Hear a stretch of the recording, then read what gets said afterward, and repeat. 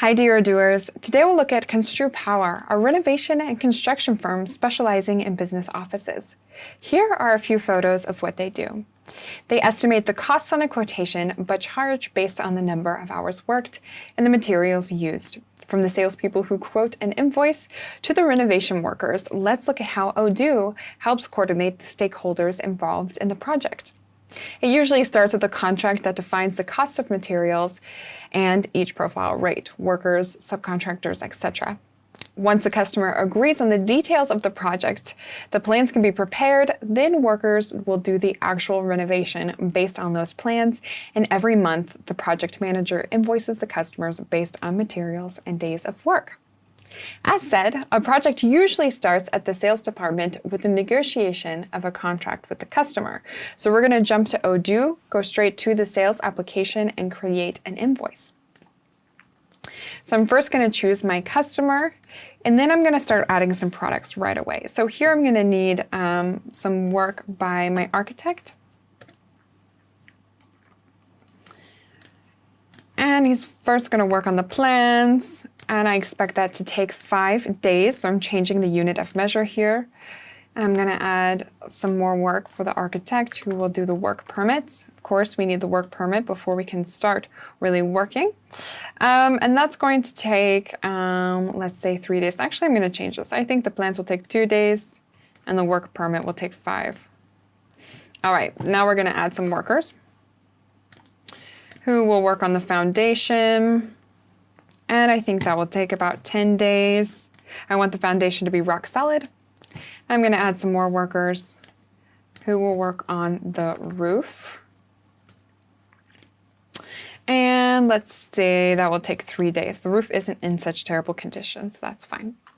Now something I want to point out is that the units of measure can also be shown in weeks or months for projects that take longer than 30 days, so just keep that in mind.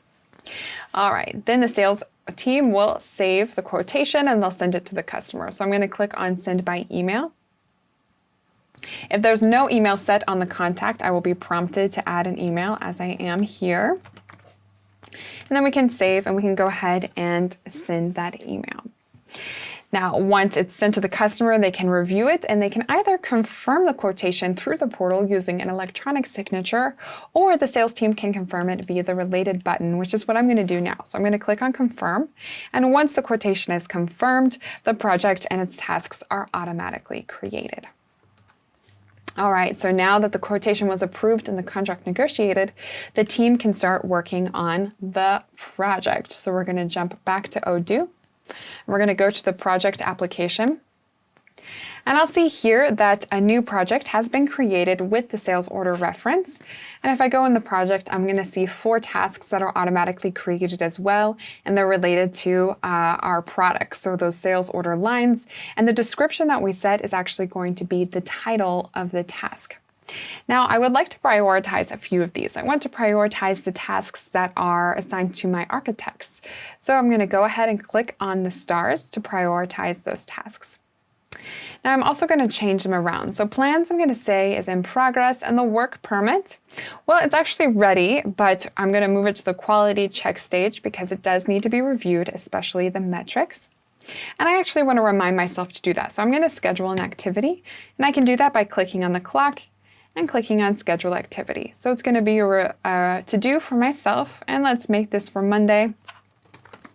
Review metrics, and we're going to schedule. Now I see that an activity has been scheduled, and once it's been done, I can click on the clock again and click on this check to finish it. All right, I also have an overview of how much time is expected or how much time is left for the task. So we'll be able to see that here for all of our tasks. And if I go to one, I'm going to be able to see those initially planned hours right here. So that's the time that we set on the sales order in this case. I can also change the description of this task as well. I can do some other things like assign it to a specific person. I can assign it to myself. I can also add subtasks. So I can give this task a parent in order to organize my tasks differently.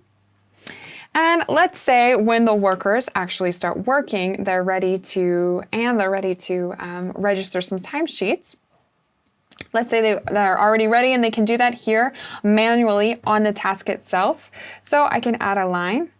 It's automatically going to be assigned to me since I'm creating this, but we're going to add a description. So here I'll say plans, and the duration is going to be 24 hours in this case. I can also change who it's assigned to if I would like to, but in this case, I'll keep it like that. Now I'll see that I have spent 24 hours on this task, 16 hours are remaining, and I have the progress based on our initially planned hours. So I know that, okay, I've already done a large portion of this task and I only have 16 hours remaining based on what we originally proposed to the customer. So I'm going to manage my time based on that information. Now the remaining hours, again, we're going to be able to see that from the Kanban view. All right, so now I see that I have 16 hours left on this task. Now another cool option, if you don't want to manually register the timesheet that way, is you can also use the timer. So let's imagine I arrive on site. I just want to start the timer on the task by clicking on Start here. The time will go on. I'll pause maybe. If I want to take a lunch break, I can click on pause, and then I can resume once lunch is over or my coffee break. And this is nice because it will record a precise time. And then I can stop it at the end of the day once I'm leaving the site.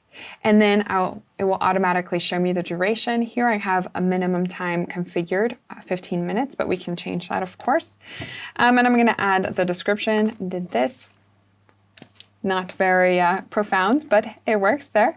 And then we'll see our progress and the time we spent and the hours remaining, of course. So that is just a convenient tool for your employees. Now that's it, essentially, for projects. Teams can prioritize tasks, record their hours while keeping an eye on the remaining time for their tasks. Activities can be scheduled, and new tasks or subtasks can still be added at any time or be assigned to anybody in the team. But now let's say that they've reached the end of the month and it's time to invoice the customer. To do so, they need information about what should be invoiced and what shouldn't be. And this is a task for the sales team. So we're going to jump back over to the sales application. And I'm going to go to my sales order number 28 here. All right, and I'm going to see that the time that I just registered on the tasks, it was automatically encoded here. And we're going to see that under the delivered section. And you're also going to notice that these lines are blue, and that means that we have delivered some time. So we've actually worked, and that time can be invoiced. So when something is ready to be invoiced, you will see those lines in blue. And what's really nice from this sales order view is you have access to a lot of different things. This is very convenient for your salespeople. So we'll be able to see all of our tasks, the project overview, as well as all of the specific hours recorded. So this is really useful for your salespeople. But that's not all. Projects like this also require physical material like cement or wood, and that's where the purchase application is going to come into action. The project manager will create purchase orders from that app. So let's go to purchase, and I'm going to create a new purchase order. So I'm first going to select my vendor. We're going to select wood corner. All right, I can add my order deadline, and I can also see that this vendor has always been on time. So I'm not actually going to ask for a confirmation from them. So they're super reliable. Let's go ahead and change the receipt date. So again, I don't want to ask for a confirmation. I don't need to follow up because, I'm 100% on time. I think they're good to go. So we're going to uncheck this, and I'm going to add the product. So we're going to add some wood panels. And for this project, I will add 30. And I'm also going to add the analytic account because I want to associate that project, that sales order with this purchase order. And later on, we will re-invoice the customer for this item, but we'll see that in just a little bit. So let's go ahead and save this and confirm. And once we confirm, that RFQ is going to turn into a purchase order. And the responsible teams will know exactly what to do. They'll know that they're expecting some products for a specific date, as we have set here, and that a bill will arrive as well. And they will also be able to register both the reception of the products and the bill from here. So we have create bill and receive products. So let's receive those products now quickly. All right, just like that. So they do have that option from the purchase order, which is really nice. So now let's imagine that the accounting department has received the bill from the vendor, and we want to be sure that everything is correct. We want to double check everything, but the first step is to record the bill. So what I'm going to do is actually record it directly from the accounting application in this case. All right, then we're going to go to accounting, vendors, bills. I'm going to create a new bill. So first, your accountant will add the vendor. And once the vendor is added, we're actually going to be able to autocomplete the bill, which will save everyone a ton of time. So we have this autocomplete field, and we'll be able to choose the correct purchase order that is associated with the bill that we received from the vendor. So let's go ahead and select this one. All right, we have the correct product. I even see the analytic account that's associated, the quantity, the price, everything looks good. So we could say, all right, seems to be good. We're going to go ahead and save and confirm this, and then we can complete the flow. We can go ahead and pay our vendor and do everything that we need to do. So we'll create the payment. All right. Now, a lot of materials were used during the project. Therefore, we need to know what should be re-invoiced to the customer. And at Construccio, this is also a job for the sales representatives. But what's great is that they don't actually have to register that information themselves. It's automatically encoded on the sales order. So we see that wood panel has been added because we added that analytic account. So everything was associated and it's been added here to the SO. And we also see that it's ready to be invoiced as well. So that was super convenient. So now it's the end of the month. And Construccio's team is ready to invoice for everything that's happened during the last few weeks. Once again, only a few clicks are needed. So we're going to jump back. I can create the invoice here. But if I want to invoice, or if I want to create invoices for all of my sales order that are ready to be invoiced at the end of the month, I simply need to go to invoice, orders to invoice, select my orders, action, and create invoices. I can even select a specific timesheet period. I'm going to create and view the invoice. All right, and just like that, now we have an invoice. Let's go ahead and select the invoice related to the sales order. Only those items that were ready to be invoiced, so the time that we delivered and those wood panels, those have all been added to the invoice, but not the other things that we haven't delivered yet. For example, the workers haven't started working, and so we won't invoice for their time as they haven't spent any time. So it just took me a few seconds to have a complete and professional invoice, as we see here, and then I can confirm it. And again, send and print, register the payment. If I send the invoice, what's great is I also have the option to send by post. So let's add the email again. I want to be sure that I have that properly saved. We can send by email, we can print, and I can send by post by clicking this option, and that will use stamps, which we can purchase through Odoo. And we have the correct address, but in this case, I'm just going to send by email. So we'll click on send just like that. So it's easy, fast, and interesting, right? So how is this possible? How can we make this work in Odoo? Well, there are a few things that we have to do to automate some processes. So we're going to go back to the DB.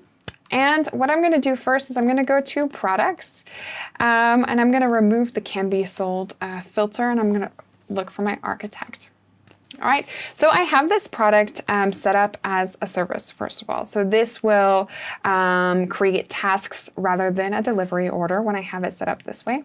I'm also going to click on edit so we can see everything that I'm doing. And then when I'm on the sales tab, you're going to see that I have the invoicing policy set to timesheet on tasks. That's how we want to invoice our customer. And we also will create tasks in the sales orders project. And we also have a project template. So I created a project template so that every time a project is created with this product, it will have specific columns. So I don't have to add and customize the project every single time. So that's really nice. We're going to save this. I'm going to go back to products. And now we're going to look at our physical products. So that was our service, but let's go ahead and look at our wood panels. Okay, let's click on edit again here. Again, it's a storable product because it is a product that we purchase and store. We also want to be sure that it can be expensed. Doing this will allow the product to be re-invoiced to the customer. And we also want to go to the purchase tab, be sure we have a vendor selected, which here we have our beautiful wood corner, who we know is very reliable.